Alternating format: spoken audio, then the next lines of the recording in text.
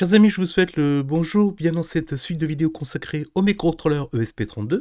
Et actuellement, pour notre interface web, nous avons en place trois fichiers. À savoir, dans un répertoire data, nous possédons le fichier index.html qui contient donc les balises de notre interface HTML5. Pour styliser notre page web, nous avons importé la bibliothèque w3.css. Et enfin, pour interagir avec cette page web, on a mis en place un script en JavaScript, donc le fichier script.js, qui contient entre autres les objets Ajax. Or, ces fichiers, ils sont présents actuellement sur ma machine. Il faut maintenant les transférer dans la mémoire flash du microcontrôleur. Effectivement, c'est le microcontrôleur qui a besoin de ces fichiers, pas mon ordinateur. Alors, comment transférer ces fichiers dans la mémoire flash du microcontrôleur? Eh bien, pour le transfert de fichiers, on va utiliser un outil formidable qui a été créé par Peter Anderson. Cet outil s'appelle SPI FFS. Donc SPI FFS pour Serial, Peripheral, Interface, Flash, File, System. Autrement dit, c'est un outil qui est un système de fichiers léger pour les microcontrôleurs qui possèdent une mémoire flash. Donc grâce à cet outil, on va transférer les fichiers HTML, CSS et JavaScript dans la mémoire flash du microcontrôleur. Eh bien, je vous propose de transférer ces fichiers dans la mémoire flash du microcontrôleur. Donc, deux choses à faire. Premier temps, il faut brancher la carte ESP32 à votre ordinateur. Deuxième temps, il faut fermer toutes les liaisons série qui sont ouvertes, d'accord? Donc, le transfert se fait bien sûr par le port USB. Donc, tout ce qui est liaison série, vous les fermez. Donc, s'il y a des debugs en cours, vous fermez les terminaux pour que le programme puisse intervenir. La plateforme I/O, donc l'extension qu'on utilise avec Visual Studio Code, vient avec déjà l'outil SPI FFS. Donc il n'y a rien installé de plus. A contrario, si vous utilisez Arduino IDE, là par contre, il faudra installer l'outil SPI FFS à côté. Donc nous, on est sur Visual Studio Code, on utilise l'extension plateforme I/O, donc on a déjà l'outil à notre disposition. Comment ça se passe? Eh bien, vous ouvrez tout de suite ici la petite tête d'alien. On va ouvrir donc les outils de plateforme I/O. Et théoriquement, dans plateforme ici, vous voyez dans le menu plateforme, il y a un menu qui s'appelle Build File Image. Eh bien, vous allez cliquer dessus. Donc, dans un premier temps, il va créer un Build File System Image. Donc, vous cliquez dessus. Il va ouvrir une console et il va faire sa petite tambouille. Donc il a reconnu effectivement mes trois fichiers, index.html, script.js et CSS. Donc là, il vous a dit, ok, j'ai bien réalisé le build file system image. Maintenant, on va faire le transfert. Donc le transfert, vous appuyez simplement sur upload file system image. Vous cliquez dessus et vous laissez les choses se dérouler. Donc il va vous connecter, voilà, il s'est connecté. Il est en train d'écrire les documents. Et quand la chose sera faite, il va vous dire success. S'il n'y a pas eu de success, en général, vous n'avez pas bien fermé toutes les liaisons série entre la carte et le microcontrôleur. Donc pensez bien à bien fermer tous les terminaux ouverts. Maintenant, le projet ici a été transféré dans ma carte flash de l'ESP32. On va mettre en œuvre maintenant, vérifier que effectivement les fichiers sont bien présents dans la mémoire flash. Eh bien, vérifions maintenant la bonne présence de ces trois fichiers dans la mémoire flash du microcontrôleur.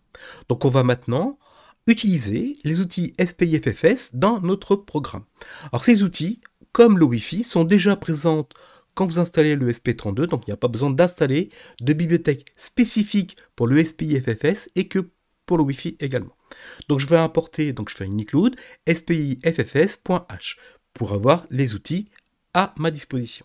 Alors cet outil, il faut l'initialiser. Donc Arduino, qui dit initialisation, dit fonction begin. Donc je vais lancer le begin de cet outil. Donc je vais dans le setup, parce qu'il doit être fait une seule fois.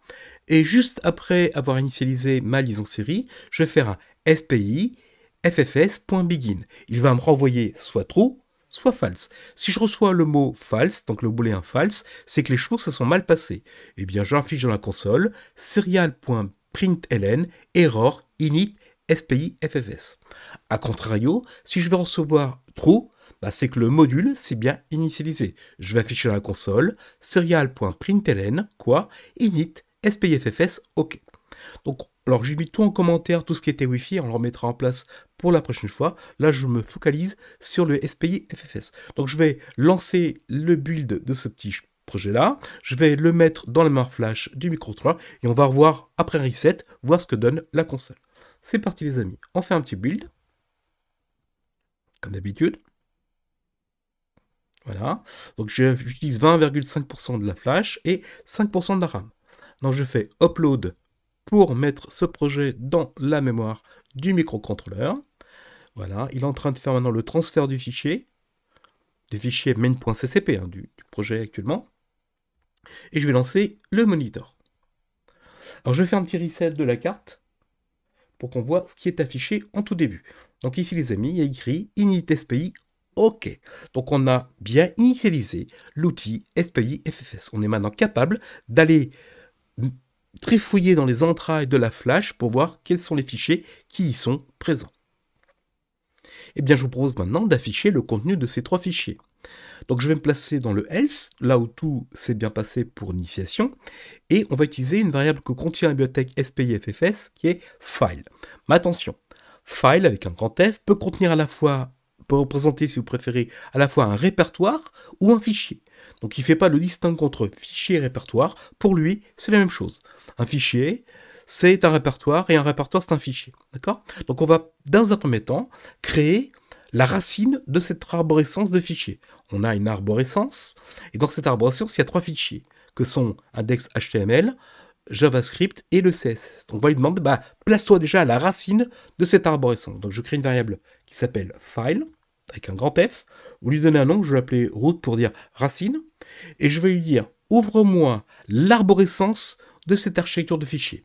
Pour ça, on va faire SPI FFS, .open. Alors c'est un peu comme dans Linux, on ouvre et on ferme les parenthèses, pour dire qu'on est à l'arborescence de l'arborescence fichier, on ouvre donc la racine, et pour ouvrir la racine, vous faites simplement / entrecôte. Donc là on dit, voilà, va à la racine de la mémoire flash de l'arborescence des fichiers, et place-toi à cette racine.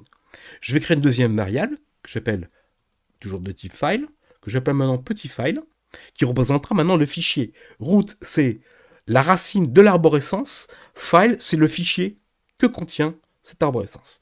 Donc qu'est-ce que je vais faire? Je vais dire root, donc le répertoire root, ouvre le premier fichier que tu rencontres. Ça se crée comme ça se fait.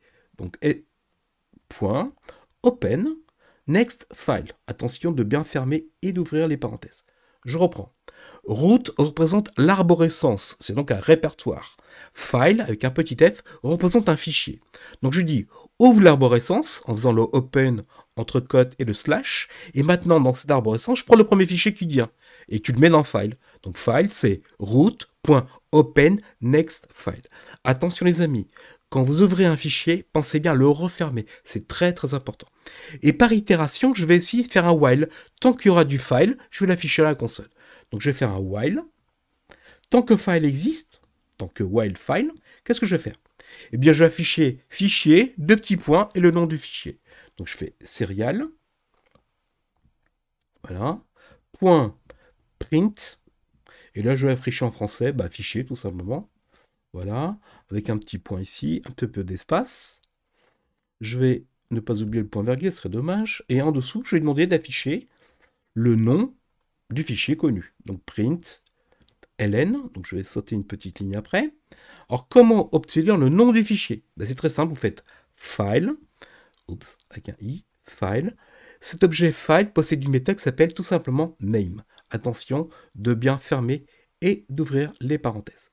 Donc qu'est-ce que je fais? J'itère file, donc deux files existent, je vais itérer. J'affiche dans la console fichier, 2 petits points, un peu d'espace, et vous aurez le nom du fichier à côté. Comment obtenir le nom? Vous prenez la variable file, qui contient le premier fichier que va rencontrer l'arborescence, d'accord? Et pour avoir le nom, vous faites name, entre parenthèses, parce que c'est une méthode. Attention, on vient d'ouvrir un fichier, il faut le refermer. Pensez-y, c'est très important. Donc vous faites file.close. C'est très important de fermer les fichiers. Et je vais ensuite itérer. Donc le file, je vais prendre le prochain fichier. Mais c'est quoi le prochain fichier? File, c'est quoi? Je vais dans le root, qui représente donc l'arborescence, et je lui dis d'ouvrir le prochain fichier qu'il trouve. Tout simplement. Donc je fais file égale root.open.nextfile. S'il y a open.nextfile qui existe, eh bien il sera dans file. Sinon, on va sortir de la boucle puisque le while sera false ici. Donc si file vaut ici nul, le while va sortir de la boucle et on aura ainsi. Donc si tout se passe bien, si j'ai pas commis d'erreur, on va avoir dans la console 3 fois fichier qui va s'afficher avec à chaque fois à côté le nom du fichier. Vous aurez index.html, fichier w3.css, vous aurez fichier de petits points, donc index script.js pour le JavaScript. D'accord? On va enregistrer ceci.